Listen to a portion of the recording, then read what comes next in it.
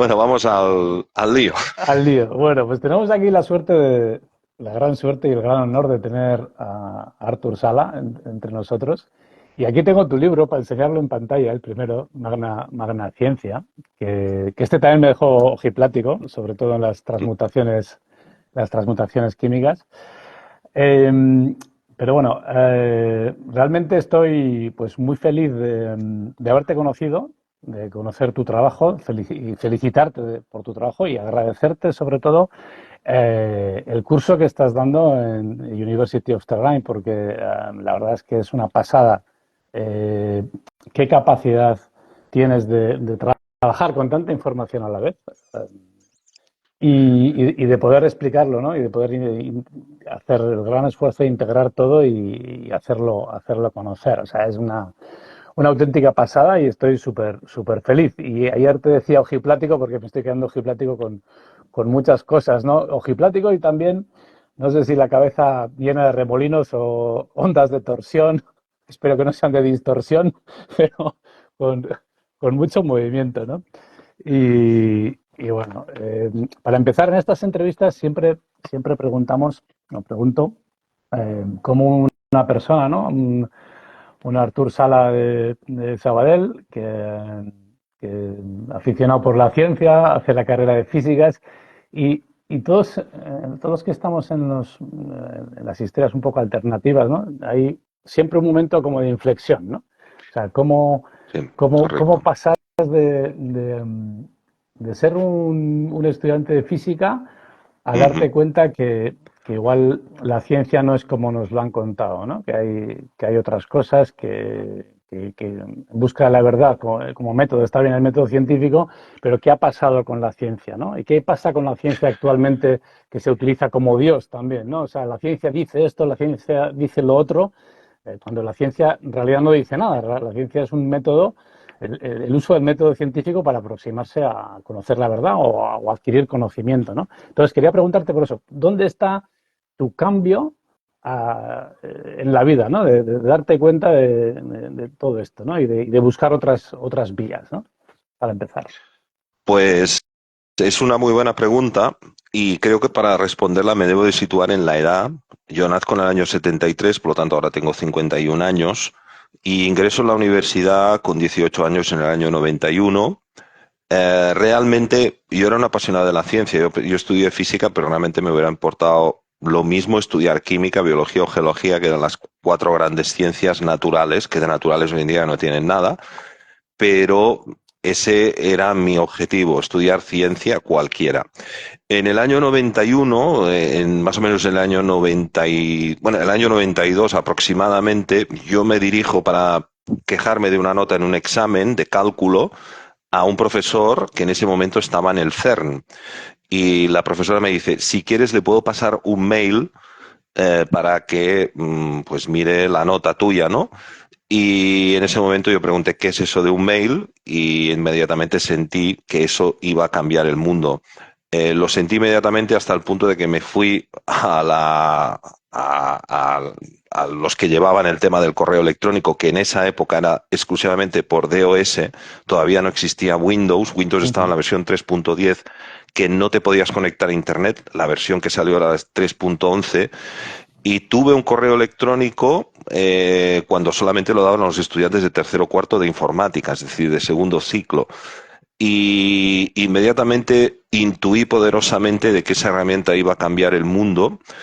Y años antes, en el año 88, se había producido, cuando yo estaba en lo que es el cuarto de la ESO de hoy en día, se había producido el anuncio de la fusión fría, que dos científicos de la Universidad de Utah habían hecho la fusión nuclear a temperatura ambiente, con lo cual me quedé con una frase que dijo mi profesor de física de ese momento, que se llamaba Xavi de Pedro, dijo, a lo mejor en un futuro la calle de la República o o la Plaza de España o la Plaza de Cataluña o la Plaza de Carlos V o este tipo de plaza se llamará la Plaza del Paladio, porque uno de los elementos que permitían esa fusión nuclear a baja temperatura era un elemento tan extraño como el paladio, que en la tabla periódica era uno de esos agujeros que teníamos ahí, ¿no? Año 88, el anuncio de la fusión fría me deja con la oreja detrás. En esa época se estaba anunciando también, o corría la voz de dos cosas. La primera de ellas era que un ingeniero sevillano llamado Marcos Pinel había conseguido una máquina que por la gravedad parecía haber creado una distorsión del tiempo. Se anuncia el experimento Filadelfia que podía estar detrás de esto. De eso se llama el experimento Sevilla, en el sentido de que pretendía replicar el experimento Filadelfia. Es un experimento que supuestamente se da en el año 48, cuando una distorsión del espacio-tiempo provocada por la Marina Americana a nivel electromagnético crea un agujero en el tiempo. Y eso me lleva también a otro rumor que corría en esa época de el motor de agua, el anuncio de Stanley Meyer de que había conseguido un motor que funcionaba con una electrólisis súper eficiente que permitía producir una cantidad enorme de hidrógeno a partir del agua y con eso hacer funcionar los motores con agua. Me acuerdo que un profesor de termodinámica que teníamos, que se llamaba David Joe, entró un día en la clase y dijo: hoy me ha venido un hombre loco aquí a decirme que tiene un motor de agua, y ha sido la conversación más absurda que he tenido en mi vida. Se dedicó completamente a denigrar completamente el caso, pero yo, tanto con este anuncio del año 88 como el Internet del año 92, como la clase de termodinámica con David Joe del año 93, me quedo con la oreja. Y me quedo con la oreja pegada a eso, porque yo en esa época era un gran seguidor de Fernando Jiménez del Oso, de Andreas Faber-Kaiser, de Juanjo Benítez. Había leído cosas sobre propulsión antigravitatoria. Estamos hablando de épocas en las cuales no existía Internet, no había prácticamente nada de información. Yo buscaba información sobre estos temas y todo esto estaba como muy reducido y muy... Todo esto fueron como avisos, ¿no? Entonces, termino la carrera en el año 96 con una gran pregunta, que es: ¿qué demonios he aprendido aquí? Pero me pongo a trabajar en el mundo como una persona normal y corriente hasta que el año 2001, el 11 de septiembre, pasa lo que pasa y uno empieza a descargarse vídeos de la época en la cual tardabas 2 días en descargarte un documental donde se explicaba una explicación completamente diferente de lo que ocurrió en ese hecho tan fatídico, ¿no? Live, ¿no? Claro, entonces ya nos situamos yo con 28 años, por lo tanto cada 7 años se producía un punto de inflexión en mi vida como pequeños, hasta que 7 años después, precisamente en septiembre, octubre del año 2008, cuando yo cumplo los 35, 7 años después del 11 de septiembre, ocurre un momento en mi vida en el cual yo pierdo 2 trabajos, 3 trabajos, vaya, normales. Yo en esa época trabajaba en el mundo del espectáculo, que me sitúan o sea, sin trabajo, con 35 años, y con un libro de un señor que se llamaba Tom Berden, sobre la energía del vacío, sobre el éter, ¿vale? Junto con un ingeniero que se llamaba John Bedini, que había hecho la parte práctica y experimental de replicar supuestas máquinas que violaban el segundo principio de la termodinámica, que no lo violan, ¿vale? No lo violan, simplemente parten de otra forma de entender la energía que no estaba contemplada. Ese año, ese octubre del año 2008, fue un año extremadamente importante porque aparecieron unas señales en mi vida muy fuertes que me llevaron a estar casi 6 meses de mi vida completamente encerrado, estudiando toda la ciencia que no había trascendido. Y en marzo del año 2009 yo hago la primera conferencia de ciencia alternativa, en la cual sentada ahí delante había una persona que se llamaba Ana María Oliva, que supongo que tú conoces. Y a raíz de conocer a Ana María y empezar a conocer gente y empezar a ver una explosión que se estaba produciendo en paralelo con canales de YouTube como La Caja de Pandora, como Mindalia, todo esto estaba empezando a aparecer. Empieza a aparecer el nombre de Tesla de una manera masiva en ese año 2008, y al mismo tiempo quebra Lehman Brothers y se produce un hecho que lleva a mucha gente, entre ellos amigos míos, a perder todo su dinero o todo su trabajo ante una situación completamente injusta, de la cual se hacen documentales que también hablan. Y me empiezo a dar cuenta de que realmente el mundo no es como me habían contado, y que la ciencia no sale de todo eso, de todo ese círculo de intereses creados para hacer que cierto conocimiento no trascienda, ¿vale? Esos fueron los puntos, digamos, más significativos. Te estoy hablando de que yo soy uno de los que publican uno de los primeros vídeos de Caja de Pandora, y hace un tiempo hablé con Luis Palacios y me dijo, ostras, es verdad de que en esa época los vídeos en YouTube no podían durar más de 10 minutos, con lo cual la conferencia que yo di, la segunda que di sobre la energía de punto cero y la energía radiante, evidentemente con muchísimo menos conocimiento del que tengo ahora, tuvo que ser dividida en fragmentos de 10 minutos, porque no se podía subir más, ¿no? Y a partir de ahí, sobre todo, hay otro hecho muy importante en el año 2013, de que dejo de analizar la ciencia desde una perspectiva horizontal para pasar a analizarla desde una perspectiva vertical. Me explico. La ciencia horizontal es aquella que se circunscribe dentro del método científico moderno, es decir, todo aquello que no está dentro del cajón de la biología académica, de la geología, de la biología y de la química. Y en particular en la química entro en contacto con la obra de Luis Kerbrand, ¿no? Que es este autor del cual en el primer libro tanto menciono, que aisló transmutaciones nucleares en seres vivos, ¿no? Esa obra yo la conozco más o menos en el año 2011. Pero había una cosa que no me cerraba, y es una explicación más, vamos a llamarlo filosófica, o tratar de responder a la pregunta que me hacía todo el mundo, que era, bueno, si esto fuera verdad, ¿por qué la gente o los científicos no lo saben? Que esa era la pregunta del millón. Me di cuenta de que era más importante saber por qué eso no se sabe que saber exactamente qué es lo que no se sabe. Por ejemplo, que los seres vivos realizan transmutaciones nucleares, y otros muchos temas que abarco en mi curso. Y ahí fue donde empecé a introducirme dentro del mundo de las ciencias anteriores al método científico moderno.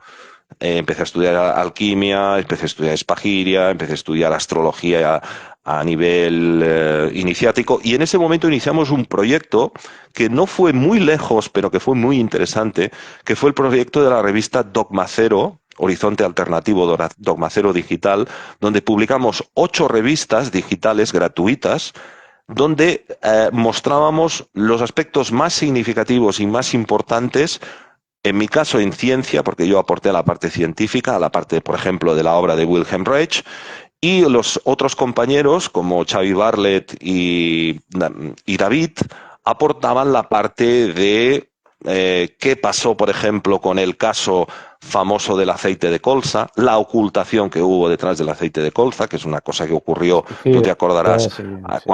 cuando éramos niños, exactamente, que se ocultó la verdadera causa. Y también expusimos otra parte que a mí me interesa mucho, que es la historia oculta.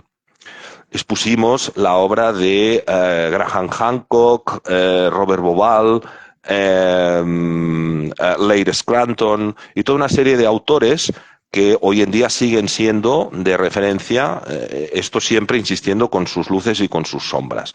Con esto quiero decir que en ese momento dejo de ser el Artur que investiga la ciencia para entender que eso es un problema más global, que es un problema que se tiene que analizar desde una perspectiva filosófica, desde una perspectiva histórica, porque hay más ingredientes dentro del puzzle que no solamente son los ingredientes de la ciencia o del control de las publicaciones científicas para entender solamente la ciencia. En el sentido de que, por ejemplo, con Xavi Bartlett, que ya falleció y era un historiador que conocía muy bien el tema de la historia oculta, él y yo reconocíamos que en la historia estaba ocurriendo exactamente lo mismo que estaba ocurriendo en la ciencia, y en particular en la física, que era mi campo.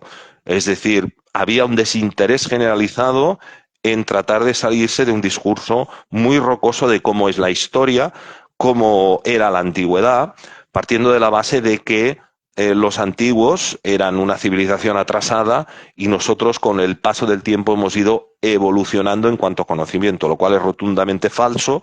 Y entender todos esos aspectos que no son de la ciencia, pero que rodean el conocimiento también, me permitió empezar a sacar unas primeras conclusiones que ya eran un poco más metafísicas y no tan basadas en la ciencia pura y dura.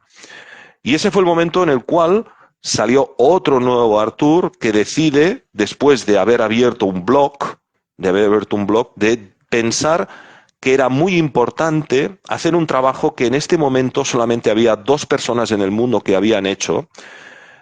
Uno en francés, que se llamaba Los sabios malditos, de Sabah Maudit, que era una colección de libros de 4 libros que habían ido en el año 2002 hasta el año 2010, 4 libros, publicándose uno cada 2 años, Los sabios malditos, de un escritor que se llamaba Pierre Lance, y sobre todo una trilogía de libros que había publicado 2 autores que para mí son absolutamente de referencia, como son Peter Tompkins y Christopher Beard. Estos se habían publicado en los años 70 y también en los años 80, que recopilaba todo el conocimiento científico también de la ciencia que no ha trascendido. En particular un libro que yo sé que tú has leído y que es muy importante leer y que siempre recomiendo a todo el mundo, que es La vida secreta de las plantas, que debe de verse como una trilogía de las cuales los otros 2 no se han traducido al español, que son La vida secreta del suelo, La vida secreta de la naturaleza, más otros excelentes libros sobre el taoísmo, pero todo desde una perspectiva rigurosa,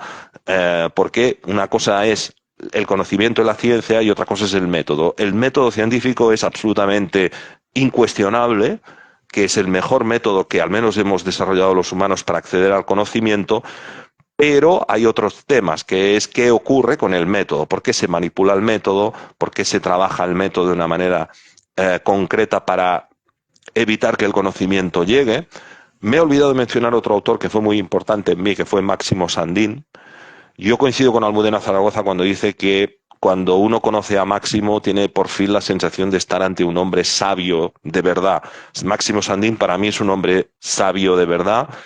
Y ese otro hombre que también tuvo mucha importancia en mi vida fue don Alberto Borràs Gavarró, que es un señor que en la época de Jiménez del Oso, de Faber-Cayce y toda esta gente había publicado unos pequeños libros también sobre temas de ciencia alternativa, en particular un libro sobre el agua y un libro en particular sobre las energías libres o los sistemas que soslayan el segundo principio. Estos 2 libros, que eran 2 ensayos muy breves, más la influencia de esta trilogía de Christopher Beard y Peter Tompkins, más Les Savants Maudits, Los sabios malditos, me permitieron decir, debes de escribir algo que sea una biblioteca enciclopédica de todo el conocimiento científico que no ha salido, y para eso conté con el matrimonio que yo tengo con mi editorial, que es la editorial Cauac, que para mí es una editorial de referencia no solamente en mí, sino en los otros autores que han publicado, publicando el primer libro en el año 2018, que es el que hacías mención anteriormente,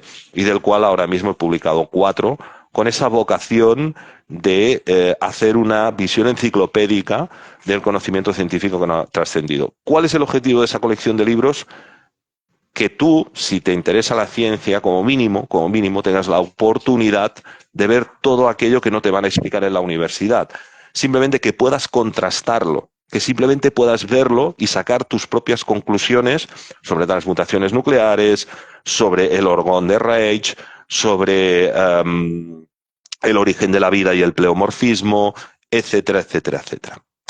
Y para eso, también de manera orgánica, se da un nuevo cambio que inició hace 2 años y pico, cuando junto con Ana María Oliva, Almudena Zaragoza y otros compañeros de camino, Ana María decide iniciar esta gran iniciativa que es la Living University of Terrain, donde pretendemos ser la universidad de la ciencia alternativa.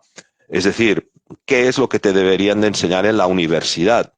Bajo nuestro punto de vista, sin meternos con nadie, sin faltarle al respeto a nadie, pero simplemente diciendo, nosotros pensamos que esto es lo que se debería de explicar y como lo pensamos, pues lo decidimos transmitir, ¿no?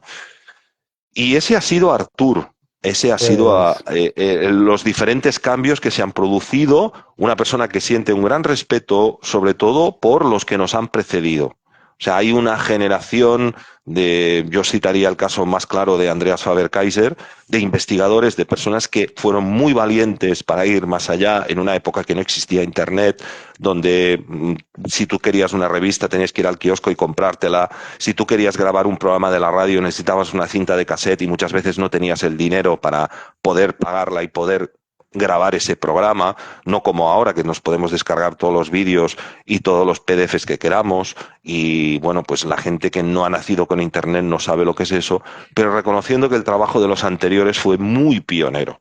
Y a mí me gustaría pensar que la obra de Artur es un trabajo que, adelantando ese trabajo pionero de recopilar en español, porque hay otro problema, y ya termino, que es que en España, bueno, en general, no hay mucha bueno, mucho escepticismo a la hora de leer en inglés o de leer en otros idiomas. Yo, por ejemplo, los libros de George Lakhovsky, que mira, precisamente ahora los tengo aquí, me los tuve que leer en italiano, ¿vale? Porque las ediciones originales en francés ya no existen y me compré las ediciones en italiano. Y tuve, para comprender la obra de George Lakhovsky, que leerlo en italiano, ¿no? Y no es tan difícil, ¿no? Pero estaba viendo de decir, bueno, pues como la gente no quiere leer en inglés, en español, en inglés, en español o en italiano, pues alguien lo tiene que hacer. Alguien lo tiene que hacer para que esa excusa, como mínimo, pues ya no la pongan, ¿no? Y ahí es donde nació Magnafiat. Muy bien, Artur, pues muchas gracias porque me has respondido otras dos preguntas más, así por lo menos, desde el punto de inflexión a la consecución y al estado actual, ¿no? Has nombrado a Beardy Tompkins y el libro La vida secreta de las plantas. A mí me flipó mucho Cliff Baxter, que tengo aquí el libro de percepción primaria, una pasada, que es el primer capítulo de... Yo siendo agrónomo, ¿no? Nosotros estudiamos biología vegetal y no nos contaron nada del sistema nervioso de las plantas, ¿no? Y Exacto. cómo sienten. Bueno, has nombrado a George Lakhovsky. Para mí Lakhovsky pues, es un referente, una pasada, ¿no? O sea, me fascina mucho ese personaje. Y otro día nombraste, bueno, ya un poco, por entrar un poco de cachondeo, porque hablamos mucho, esto es como todo como muy serio, ¿no? Y Lakhovsky escribe un libro sobre el esperma como método anticurativo o sea, como método curativo, perdón, para el cáncer y propone recoger esperma de los prostíbulos de los condones y bueno, es muy gracioso, muy gracioso. Y luego, en todos estos temas, sobre todo en la física que no se ve, ¿no? Bueno, de aquí a 15 días entrevistaremos a Óscar Terol y yo creo que la física da mucho para el cachondeo también, ¿no? O sea, creo que también Y tanto. deberíamos cogerlo con humor. A mí, una de las cosas que más gracia me hace es que las unidades físicas de las cosas que no se ven tengan nombres de personas, ¿no? O sea, como dices, hostia, Alessandro Volta es la hostia, es muy importante, ¿no? Porque para conseguirlo tienes que multiplicar ampere por ohm, ¿no? O sea, para mucho cachondeo, además como muchos fueron coetáneos, ¿no? Sí, Se podía hacer entre pues Weber, tal, ¿no? O sea, es muy gracioso que las unidades tengan nombres de personas. A mí me hace mucha gracia, o sea, y entre ellos también imagínate que tú eres, pues, no sé quién dividido por otro, ¿no? O sea, pues hostia, tío, da para mucho cachondeo. Pero entrando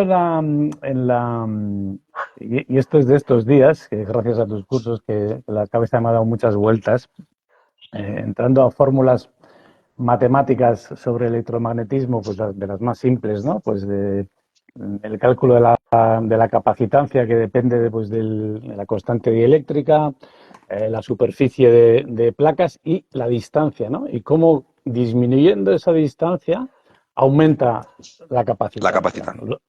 los faradios, ¿no? de Faraday.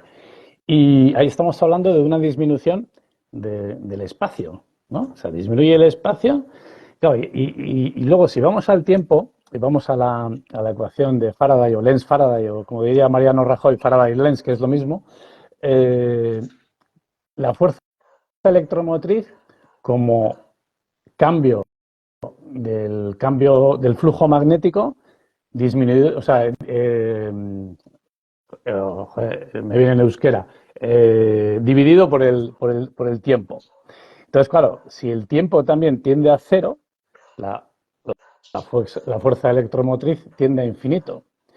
Entonces, estamos que en una reducción de tiempo y en una reducción de espacio, el aumento energético es brutal.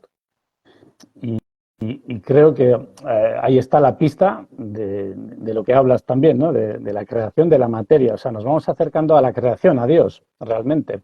Porque si vamos a un tiempo cero y a una distancia cero, la energía que se concentra ahí tiende a infinito.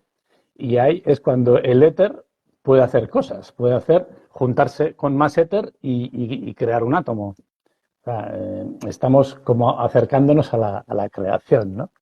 Entonces, no sé, que tendríamos que tener un poco más de cachondeo en estos temas, acercarnos también con más humor, porque aparece, nos ponemos a veces como muy serios, ¿no? Entre toda la teoría y luego el engaño de que nos han escondido tantas cosas, ¿no? O sea, y además que estamos ya pues, a un nivel profundo de intentar conocer las cosas, ¿no? A ver, ¿cómo sigues?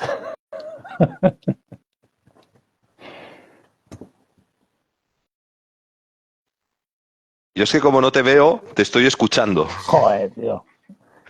Yo no te veo, pero escucho perfectamente lo que dices. ¿Y cuál es la pregunta? Eh, mm, pues a mí realmente me gustaría tomarme un café con Lakoski y, aunque no sean coetáneos, pues con los anteriores también, ¿no? Con Lenz, Faraday, Weber, esto tal. Porque creo que tenían que tener su parte divertida también. O sea, leyendo a Lakoski, leyendo cómo escribe lo del esperma y lo de los prostíbulos y todo esto, ¿sabes? Este tío tenía que tener su chispa, ¿no? O sea, ¿cómo lo ves? Ahora no te oigo, no te oigo ahora. Artur, Artur, no se oye. Hola, sí, Ahora es que sí, ahora sí. están los perros por aquí Ah, ladrando, por vale. eso ponía el micro en de esto. A ver, se ha cortado también algunos momentos. Eh, evidentemente, hay que desdramatizar las cosas para llegar a la verdad, porque cuando tú desdramatizas, esto se relaja y entonces empieza a entrar esta otra inteligencia de aquí, que es la inteligencia del corazón, que está basada en la intuición. Y digo esto no como una poesía barata, sino porque muchos de los grandes descubrimientos en ciencia han venido por actos de intuición, de intuir cosas. Me explico. Lakovsky, por ejemplo, en uno de sus libros, yo me los he leído todos, menos este del esperma, que salió hace unos años, y lo leía, es el único que he leído por encima. Pero después te explicaré un dato de este documento que no sé si lo conoces, y es el hecho de que Lakovsky era un hombre de una observación muy profunda de lo que estaba viendo y de tener en cuenta de que hay que desarrollar la intuición de lo que estás viendo para ir más allá. Me explico, me explico. En su libro El Gran Problema, Le Grand Problème, que es un libro que publica después de otro libro llamado La Materia, donde él te dice que la materia es una creación del éter, que él llama universión. Bien, en el libro El Gran Problema, él hay un momento que dice, yo tengo una probeta. Esa probeta tiene azúcares y agua. En el azúcar y en el agua hay carbono, hidrógeno y oxígeno. ¿Sí? No hay nada más. Bien, si yo coloco un estafilococo, ese estafilococo empezará a reproducirse exponencialmente. Si yo analizo la composición química de un estafilococo, voy a encontrar trazas de hierro, magnesio, fósforo, calcio, pero hemos quedado que en el agua con el azúcar, con el agua con gelosa o con agar o lo que sea, solamente hay carbono, hidrógeno y oxígeno. Entonces Ujú. Lakoski dice, ¿cómo puede ser que ese estambre de estafilococos haya aumentado su nivel de esos elementos? ¿De dónde provienen? Claro, eso nos lleva a la idea de que los seres vivos no solamente son capaces de transmutar elementos, por ejemplo, un pollo que no come calcio es capaz de...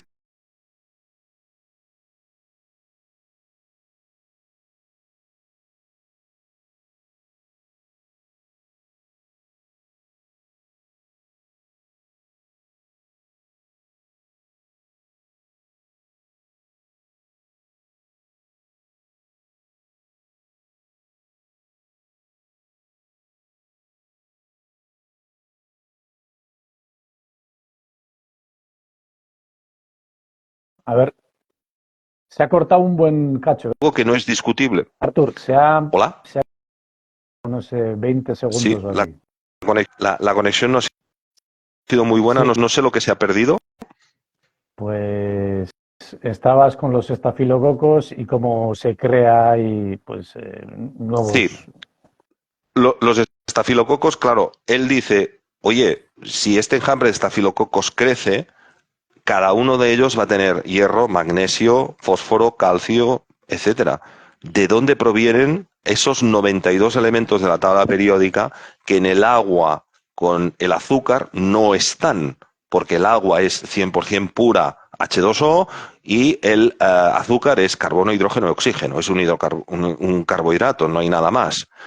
Entonces, Lakoski es el que se hace esas preguntas, de decir, oye, ¿no será que la microbiología es capaz de convertir energía no material en materia?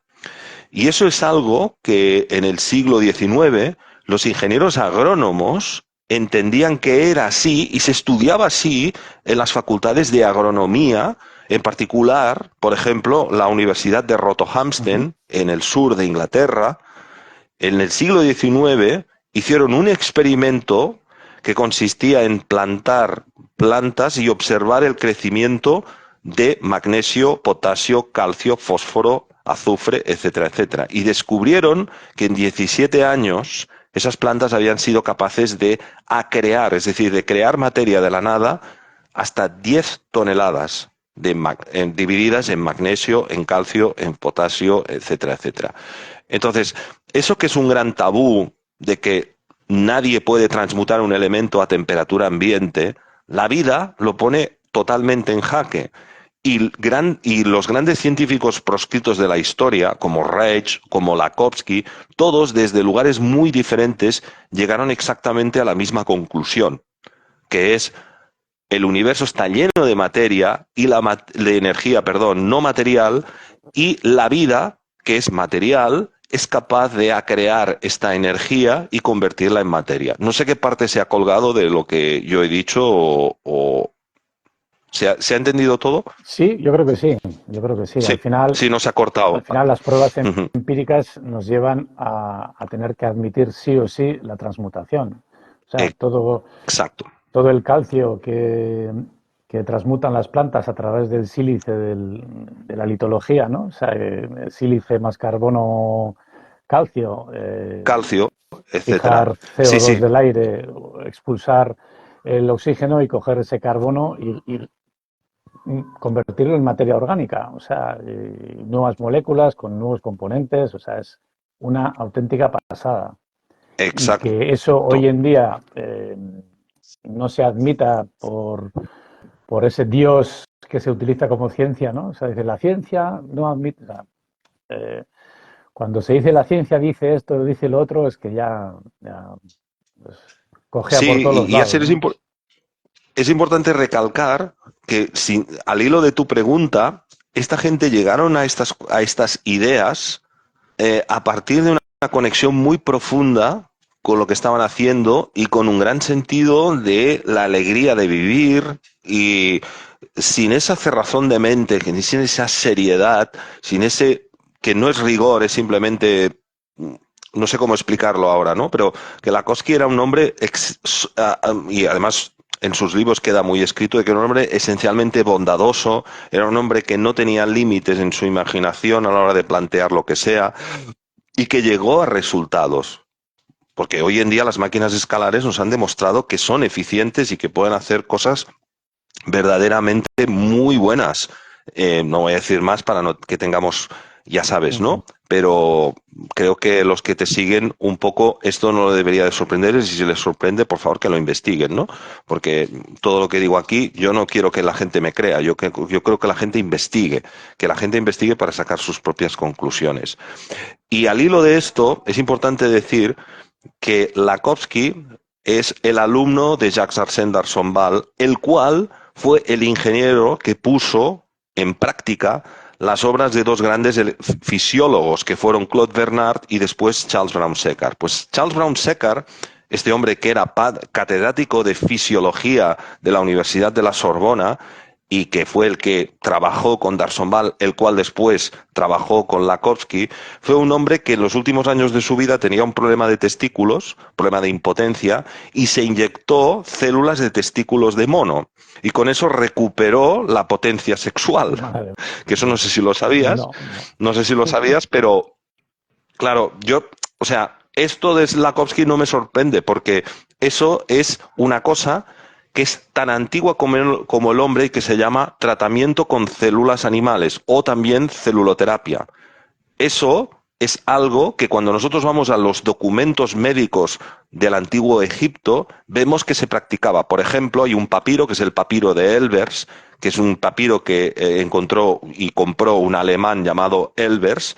El nombre, disculpa, no lo recuerdo, pero si alguien lo quiere investigar, Elbers, donde veías que los egipcios recetaban células de animales, de órganos de animales, para curar enfermedades de esa persona. Y me refiero a riñón, hígado, testículos, ojos, etcétera, etcétera, ¿no? Entonces, eso es algo que el padre de los trasplantes, el premio Nobel de Medicina Alexis Carrel, lo sabía. O sea, cuando Alexis Carrel estudió científicamente el rechazo de un órgano, porque este hombre fue el que abrió la puerta a los trasplantes de corazón, a los trasplantes de hígado, a los trasplantes de riñón y todas estas cosas que hoy en día, algunas de ellas, como los trasplantes de riñón, se están practicando cada día por parte de la medicina, quien abrió esa puerta fue Alexis Carrel. Y Alexis Carrel conocía perfectamente que en la antigüedad se utilizaban células de riñón, órgano, y de hecho estudió el rechazo de los órganos de los trasplantes a partir de los trabajos de celuloterapia antiquísimos. Estamos hablando de ciencia de la época, ya te digo, de los egipcios, ¿no? Que pueden tener esa ciencia 2.500 o 3.000 años, ¿no? Entonces, claro, lo que quiero explicar con esto es que cuando empiezas a tirar del hilo, empiezas a ver que hay una serie de piezas que encajan perfectamente y sobre todo el hecho de que el caso concreto de la Koski del esperma, pues venía de Brown Séquard, el cual lo había practicado porque había leído antiguos tratados de opoterapia. La opoterapia es esto, es el tratamiento de enfermedades sexuales a partir de órganos sexuales de animales. Ujú. La opoterapia ya existía en el siglo XVIII. Tenemos escritos de Paracelso que hablan de opoterapia, ¿sí? O sea que nada nuevo bajo el sol.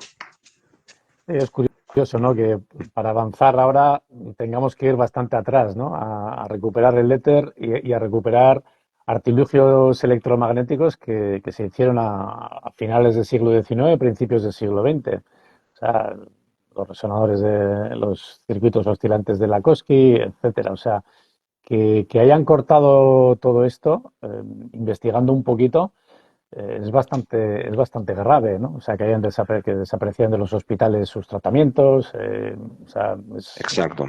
es Sí, y quiero, por ejemplo, citar otro caso que tú lo conoces, Asier, que fue el caso de Chaumery y Belisal, que recuperaron las ondas de forma, la bomba C60, en fin, el péndulo universal. Todo eso vino del antiguo Egipto, ujú, a través de una serie de sociedades, en este caso martinistas, rosacrucianas, que recuperaron este conocimiento del antiguo Egipto, y Chaumery y Belisal, en esos libros de la editorial Serbrancs, a principios del siglo XX, explicaban esto de que las ondas de forma armonizan, ¿no? Con lo cual llegamos a la idea de que el conocimiento realmente está ahí, ha estado siempre ahí, y que nosotros somos unos artesanos de un conocimiento que ya está y ya se da.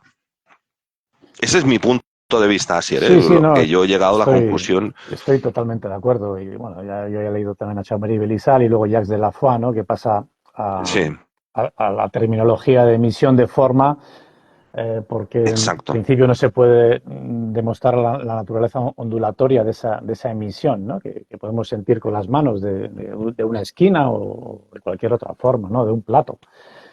Y correcto. volviendo un poco atrás, ¿no? Con lo que has dicho de esa intuición, ¿no? Y de la capacidad de sentir que tenemos los humanos, yo a eso también estoy súper agradecido y de haberme abierto a eso, ¿no? Porque al final, conjugando conocimiento, pues que yo he tenido la suerte de recibir de los antiguos maestros de obra a través de Raymond Montersil y alumnos Sí, suyos, y sentir y ver otros diseños, yo al final he diseñado cosas que me han venido, algunas en soñaciones y, y otras por haber estudiado química y saber lo que es un peso molecular de diferentes materias o partículas o polvos o nanopartículas, ¿no? Entonces, el conjugar las dos, ¿no? El conocimiento y, y la intuición o el sentir, creo que es la clave para avanzar, ¿no? Y dar valor a estas capacidades humanas que tenemos, ¿no? Porque realmente correcto. estamos conectados a todo ese conocimiento que puede venir en forma de intuición, pero puede venir también en forma de primero una indagación analítica y luego de repente venga pues un chispazo, ¿no? Que se encienda ahí la chispa y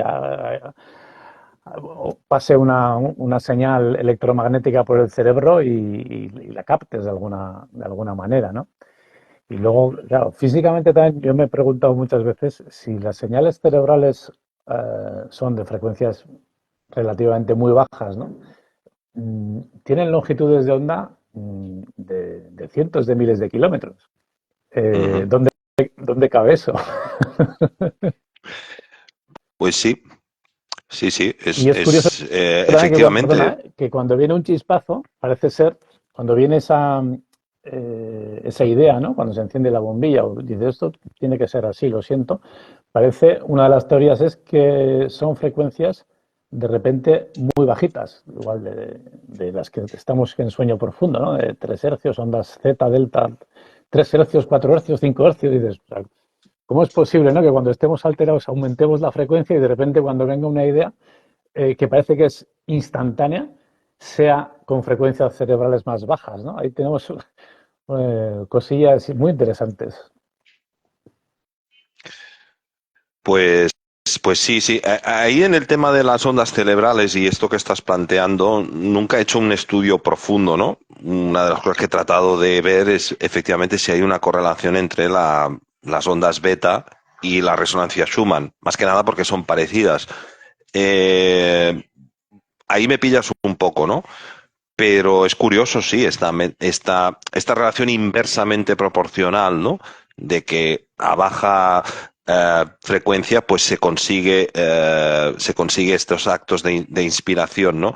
Yo quisiera ahora, a colación de esto, porque ya te digo que en ese ámbito no soy muy experto, mencionar un autor que yo ahora estoy siguiendo y que en líneas generales coincido en algunas cosas, aunque creo que se puede ir más allá, se puede ser más profundo que él, que es un autor que ha publicado un libro que se llama ¿Por qué el materialismo es un embuste?, que se llama Bernardo Castro. Y se ha centrado mucho en varias cosas, pero en particular una de las más significativas es algo que ahora está de moda, que son las experiencias cercanas a la muerte, las ECMs.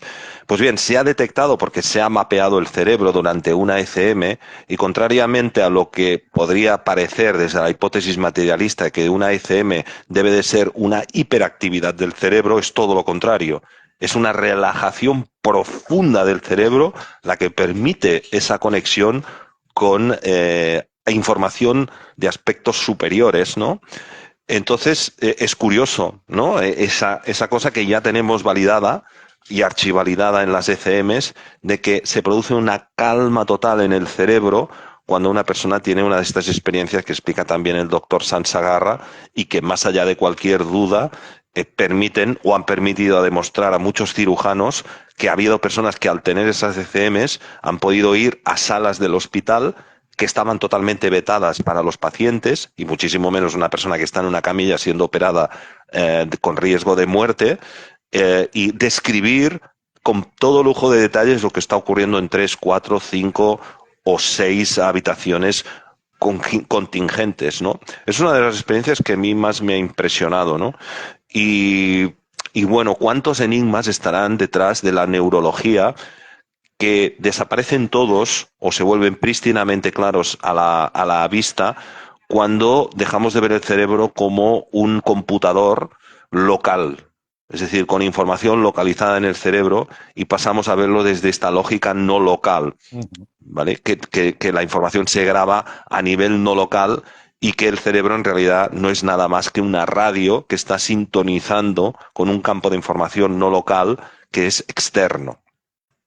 Sí, yo lo creo que es así, ¿eh? Con las historias de la muerte y tal, eh, para mí un gran maestro en mi vida fue mi hermano, que falleció pues hace 13, 14 años, va a ser ahora. Y, y bueno, pues después de su fallecimiento lo que más me tranquilizaba era, no tomé tranquilizantes ni nada, pues era leer y leer sobre la muerte, ¿no? Y sobre estas experiencias que comentas, ¿no? Con diferentes autores. Y entre todos los autores, el que más paz me dio fue Michael Newton, que desde un punto de vista muy escéptico decía, bueno, si es que es verdad que hay diferentes vidas, él era bastante buen hipnotizador, tiene que haber algo entre una vida y otra. Entonces se le Ujú. ocurrió empezar a preguntar por hipnosis a ese momento, ¿no? Después de fallecer, a ver qué pasa, ¿no? Y bueno, al final él lo explica como el alma, ¿no? Que sale del cuerpo, puede volver al cuerpo si es que no se muere de verdad, ¿no? Y puede ver pues lo que ocurre en otra sala o lo que han hablado los cirujanos mientras le estaban operando a él, o el comentario que ha hecho la enfermera que el fin de semana estuvo no sé dónde. O sea, está presente en la sala viéndose a él mismo y todo eso, ¿no? Yo creo que el alma realmente es, para mí, esto es una cosa que creo yo que es la parte energética del cuerpo, eh, que es la que puede ir luego al cielo, ¿no? Al cielo, a ese espacio entre vidas y hacer un análisis de su vida y volver. Y realmente es posible que algún día lleguemos a entender eso e incluso a poder medirlo, ¿no? Porque para mí una parte de ese alma energética también es física, también es electromagnética.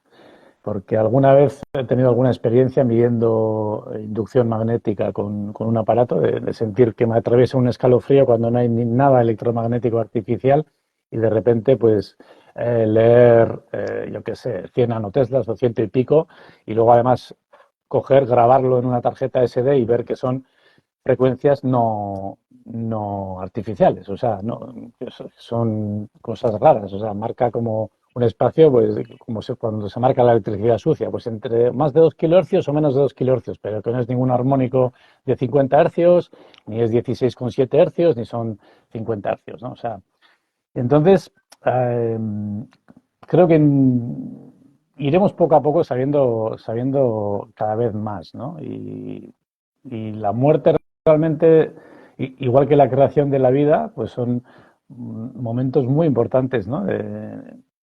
Para el conocimiento. O sea, porque si es que es verdad que vivimos más de una vez, dice, si es que hay alma y ese alma sale del cuerpo y es capaz de ver todo eso, o sea, realmente pues tenemos poca idea de lo que es la realidad, ¿no? De qué es esto que estamos viviendo nosotros, ¿no? Si es que Mm. la materia se puede crear absolutamente de la nada o de ese éter, ¿no? De ese éter que cambia de forma, pues es, yo creo que es bonito pensar que todavía sabemos muy poquito, ¿no? Y en el libro de Michael Newton, la verdad, a mí lo que más me gusta, ¿no? Es entender que esas almas realmente somos parte de la creación también. Cuando estamos en el otro lado y vamos aprendiendo más, yo creo que somos nosotros mismos los que hacemos que el éter se convierta en una roca o que desde el otro lado o desde ese lado que igual es el real y nosotros aquí estamos en el videojuego que has comentado tú también en algún vídeo, ¿no?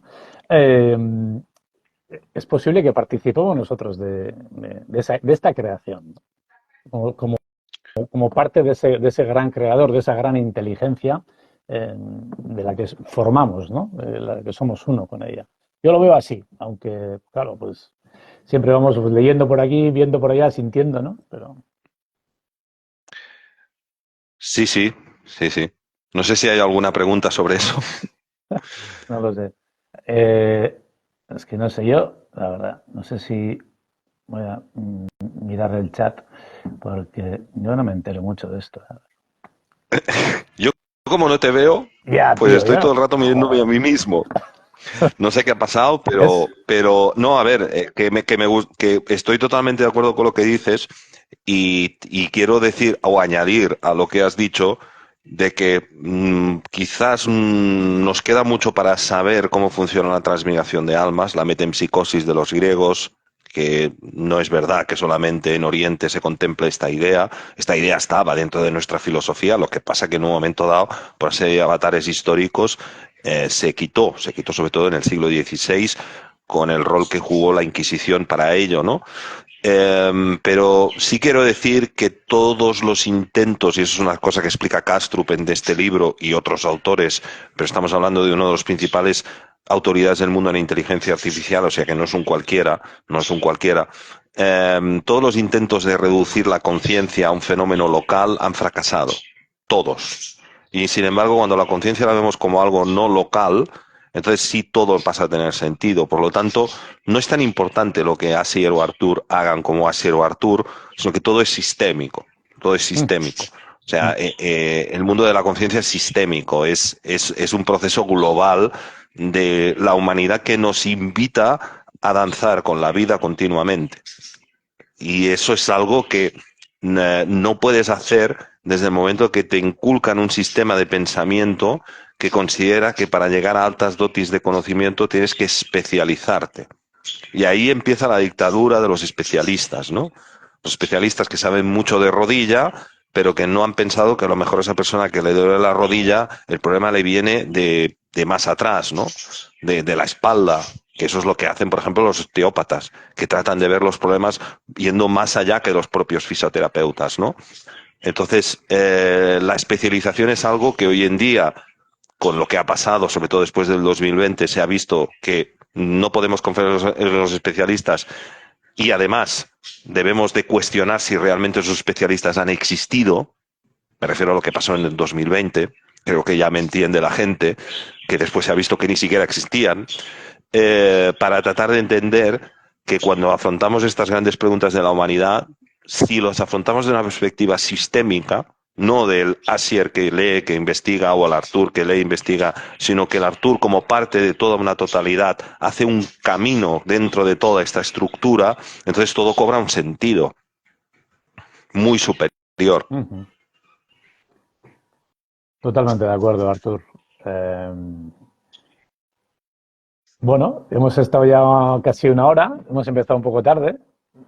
Sí, No teníamos ni guión ni nada, simplemente pues esa primera pregunta de esa inflexión, ¿no? Que algunos no la tienen que hacer porque igual nacen en una familia súper alternativa y ya van como muy encaminados en estas historias, ¿no? Pero bueno, normalmente yo, la mayoría de la gente que conozco, ¿no? Pues igual médicos convencionales que se pegan un tortazo muy grande cuando están en la facultad, ¿no? Y ven que hay muchas investigaciones eh, pues censuradas, ¿no? O sea, en la carrera de medicina prácticamente no se estudia bioelectromagnetismo y viendo cómo funciona una claro. célula, dices, bueno, cómo funciona incluso la circulación sanguínea, que funciona por pulsos electromagnéticos, no funciona por presión. Entonces dices, ostras, algo falla, ¿no?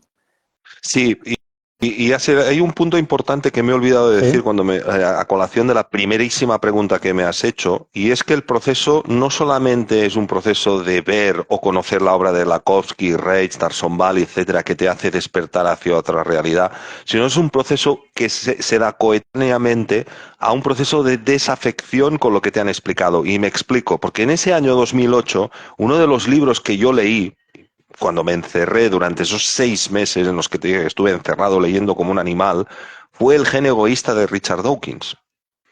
Y el gen egoísta de Richard Dawkins es, por decirlo de alguna manera, la teoría oficial del darwinismo puro y duro. Es un libro que se publica en el año 77. Y cuando yo termino de cerrar ese libro, aparte de que lo cierro con una sensación por dentro de decir, no puede ser que el mundo sea esto, este hombre está mal de la cabeza si está diciendo que el mundo es una competencia de genes, porque lo que es una extensión del darwinismo, una competencia entre genes para que los genes más aptos sobrevivan. Es una cosa completamente de locos.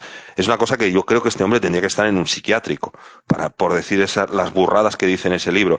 Es decir, es un proceso también coetáneo, es decir, el amor por algo también va coetáneamente la desafección con algo, ¿vale? Y creo que eso se da en sincronicidad, ¿no?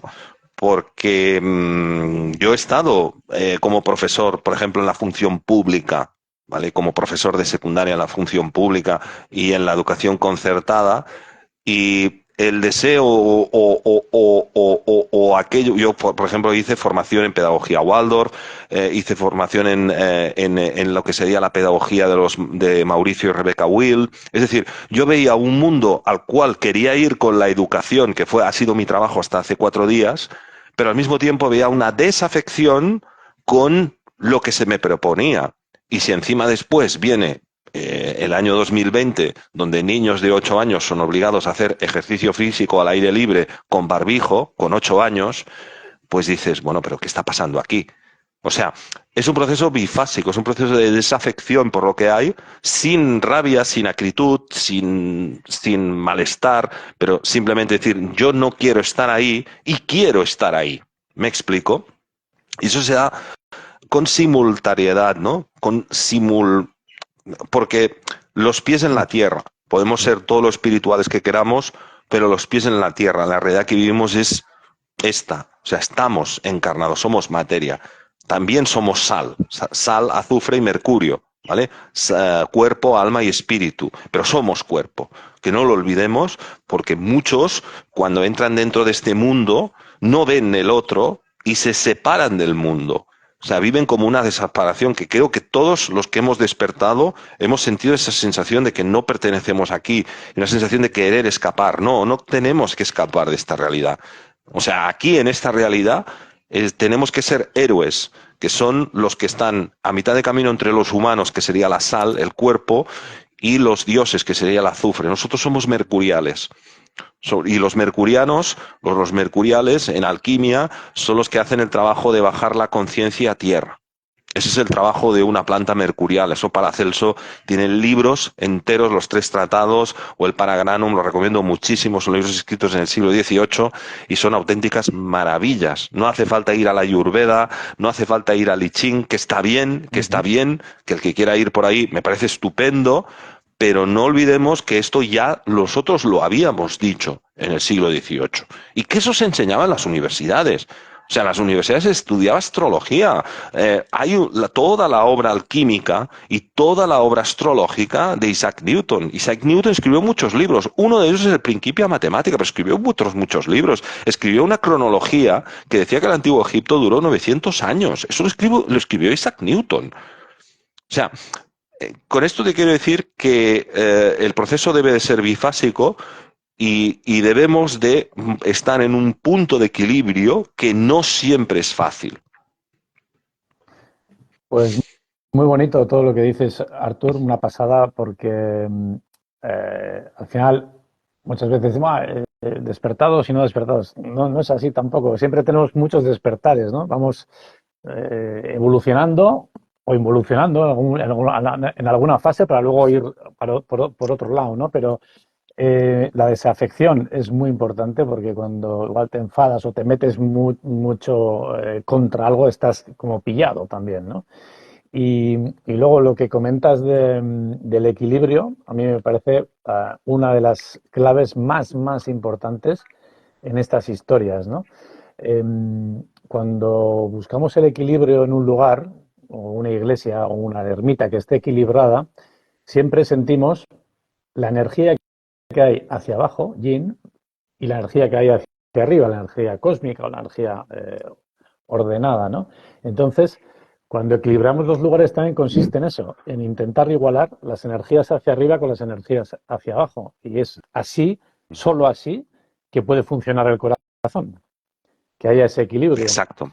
Y ahora, en estos mundos alternativos, lo que has dicho es, ahí has dado mucho en el clavo para mí, ¿no? Porque mucha gente que entra en estos mundos alternativos, o de, yo qué sé, retiro aquí, o curso de no sé qué, o curso de tal, eh, hay muchos que están sin tierra, están todo el rato volados por Exacto. arriba y no se conectan a tierra para nada, o sea, están como volados, perdidos, o sea, sin relación con la materia, ¿no?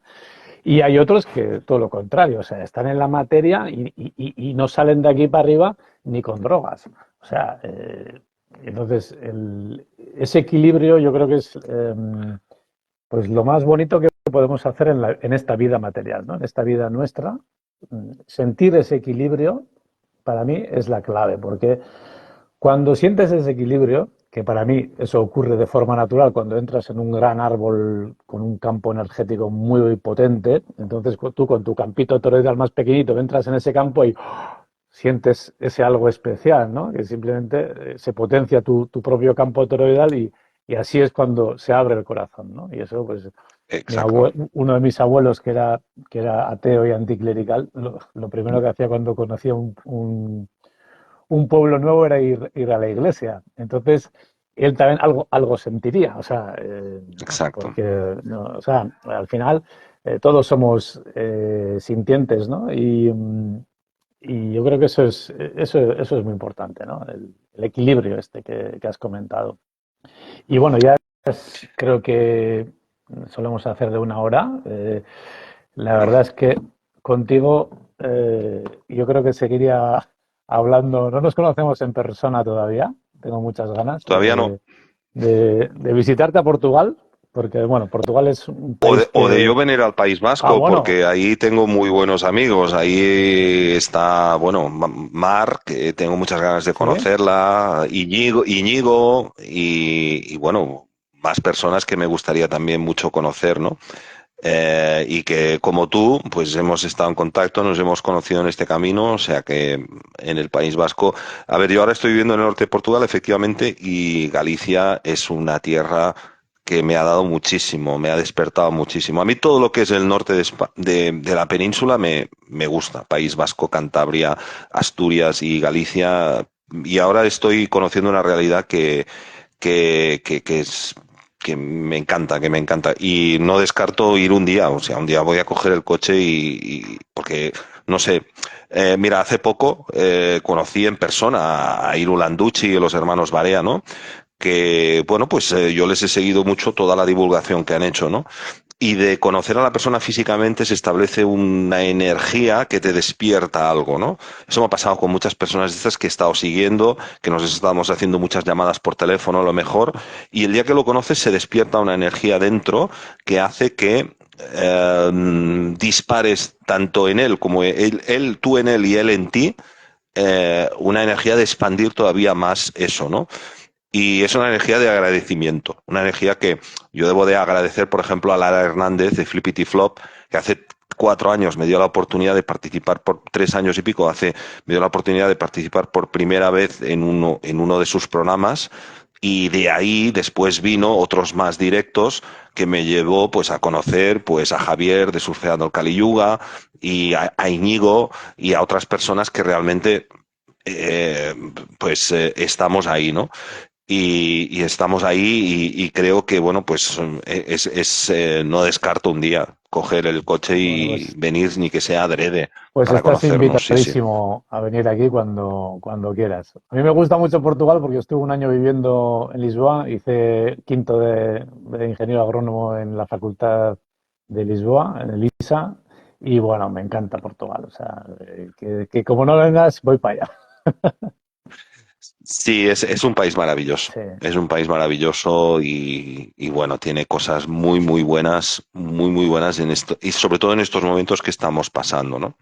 En lo que sería España, están pasando cosas muy feas, que creo a nivel de tensión, a nivel de... Yo cuando he bajado a Madrid o he ido a Barcelona veo una tensión en la gente que no veía, una tensión que también está en Francia, una tensión que también está en Alemania, una tensión que también está en Italia y Portugal todavía no ha llegado todo eso que se está diciendo o no ha llegado con tanta fuerza, ¿no? todavía sigue siendo, o sea, cuando vas a Oporto tienes esa misma sensación que tú tenías cuando visitabas una ciudad europea hace 20 años, ¿no? Cuando ibas por primera vez a Ámsterdam o ibas por primera vez a París o ibas por primera vez, esa sensación europea, ¿no? Esa sensación de pertenecer a algo antiguo, y eso Portugal aún lo sigue teniendo. Lo sigue teniendo. O sea, vas a Oporto, que es la ciudad que más conozco, y veo lo que veía en esa Barcelona de hace 20 años, que lamentablemente, para mi punto de vista, ya no existe. Al igual que el Madrid de hace 20 años, cuando yo me fui a vivir a Madrid, ya no existe ahora. Ya no existe. Bueno, pues a ver si recuperamos esa humanidad, ¿no? Bueno, Artur, pues si quieres alguna frase así para alguna idea para acabar el directo. Pues nada, yo sí que tengo una frase que estoy diciendo últimamente cuando se me invita, y ahora que me lo recuerdas lo digo. Más allá de que quieran estudiar conmigo, que eso da exactamente igual, yo creo que necesitamos una conciencia de ciencia alternativa de base dentro de este mundo alternativo, ¿no? Yo creo que los conocimientos, los descubrimientos de Lewis Kerbrand, por ejemplo, deben de ser conocidos. Hay partes que sí han sido mucho más conocidas, por ejemplo, el caso del doctor Hammer. Yo me leo el Nuevo Testamento hace 15 años y realmente te vuela la cabeza porque es un libro de ciencia pura y dura que te desmonta completamente los esquemas. Pero, por ejemplo, los trabajos de Gerald Pollack sobre el cuarto estado del agua son fundamentales para entender y ver de una manera completamente diferente lo que es una célula y el pleomorfismo, es decir, no hace falta que estudiéis conmigo, estudiad con quien queráis, pero de verdad, formaros en pleomorfismo, formaros en electroterapia, formaros en transmutaciones nucleares, formaros en toda esta ciencia alternativa, porque realmente de ahí sale algo muy importante si queremos construir un mundo diferente. O sea, os invito a que se rompa ese paradigma, ¿no? De que hay gente que a lo mejor proviene del campo de la economía, son abogados, son lo que sea, y dicen, bueno, sí, pero la ciencia, ya que hable Artur Sala o hable los cuatro que les gusta esto, ¿no? Y yo les escucharé y tal. Que pierdan ese miedo porque realmente detrás del conocimiento, por ejemplo, yo ahora estoy conociendo la ley natural. ¿Vale? Estoy conociendo la ley natural, estoy conociendo el tema de la ley marítima. Yo siempre he sido una cosa pésima para palabras como jurisprudencia, aprenderme de memoria leyes, pero considero que he hecho ese esfuerzo de decir, vamos, yo soy de ciencias, pero voy a romper ese tabú de tratar de entender una parte que no conozco, que es la parte del derecho, ¿no? Y perder ese miedo, desprogramarme de esa creencia y entender que detrás del derecho natural, por ejemplo, hay algo maravilloso sobre el derecho marítimo, ¿no? Que es la ley a la cual estamos siendo sometidos, ¿no? Entonces, que pierdan ese tabú con la ciencia, que simplemente investiguen con curiosidad. Tienen, por ejemplo, los Barea el otro día, hace un año, publicaron un vídeo excelente para introducirte en el agua estructurada de Gerald Pollack, ¿no? Pues, por ejemplo, que empiecen por ahí. Sí, simplemente como un ejemplo, ¿no? Que empiecen por ahí y que no piensen que eso de esos H3O, H3O2, que no es tan difícil, que no es tan complicado, que entender un equilibrio ácido-base, una reacción de oxidación-reducción, no es tan complicado, porque eso crea tabú, ¿no? Uy, esas palabras de ciencia, no. Que rompan ese tabú, porque cuando haya una cultura de base de esta ciencia alternativa, algo va a moverse dentro de este mundo, de este nuevo mundo que estamos tratando de crear, que va a hacer un movimiento importante. Totalmente, totalmente de acuerdo. Ya has nombrado a los Barea y bueno, yo eh, lo sigo también y bueno, el tema del terraplanismo también como hipótesis y sobre todo el tema de la gravedad también creo que es posible que se pueda explicar con campos electromagnéticos y con éter, con Sí. diferentes densidades de éter, ¿no? Para que funcione por densidades también, ¿no? Porque un globo de helio flota y tal, ¿no? Entonces, creo que hay que acercarse al conocimiento con la mente abierta y dispuesto a sorprenderse, a quedarte con los ojos como platos también Sí. y a indagar, y a indagar, y a ser capaces de cambiar de opinión también, ¿no? O sea, de de pensar de una manera y decir, claro, ostras, pues igual no es como lo pensaba, ¿no? Y luego también de claro, perder el miedo a lo que has dicho, ¿no? A ese conocimiento que muchas veces hay muchas personas que igual veo en una forma matemática, una fórmula matemática y se agachan la cabeza, ¿no? Porque la forma de estudiar para muchas personas en la escuela pues no es la correcta. Porque hay personas que claro, necesitan estudiar con más movimiento, con más ejemplos, o sea, el método exacto. didáctico pues no ha servido para todos y hay personas súper inteligentes que en la escuela se aburren y que igual de otra manera pues son genios, ¿no? Entonces, Y, y, y, y, y añadir a esto algo muy importante. Yo no estoy de acuerdo con el modelo terraplanista, pero no tenemos por qué estar de acuerdo en todo siempre y cuando estemos de acuerdo en lo esencial, y en lo esencial lo estamos. Por lo totalmente, tanto, totalmente de acuerdo. bienvenido sea aquello que llega, sea lo que sea, y hace a una persona cuestionarse las cosas. Bienvenido sea todo, absolutamente todo. Muy bien, Artur, pues un grandísimo placer y, y cuesta A ver acabar, si ¿eh? ahora en Pero diferido te veo.